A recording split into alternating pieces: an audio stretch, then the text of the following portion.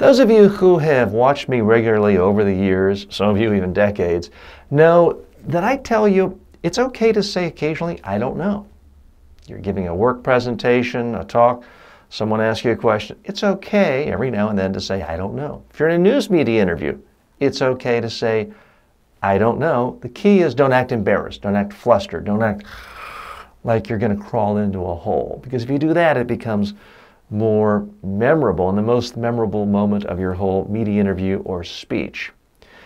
For things you don't know but that you can find out, let people know you'll find out, and you'll email them or call them with the answer. That satisfies most people most of the time.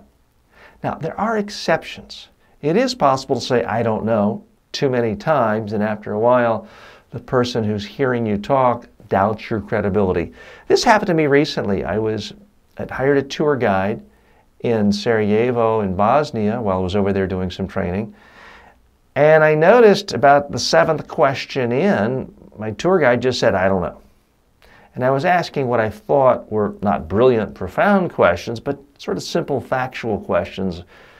Was this built in the 15th century or the 16th century? And he just continued not to know, to say, I don't know. And that, in my mind, hurt his credibility. So it's certainly possible to lose your credibility if you continue saying, I don't know. My advice is find out and give someone the answer. In his case, he could have quickly looked on his cell phone and probably figured it out and told me. So don't be afraid to use I don't know, but don't use it too much in your next presentation. I'm TJ Walker. I help people speak more effectively. If you'd like to improve your own speaking to the media or live audiences, please go to MediaTrainingWorldwide.com.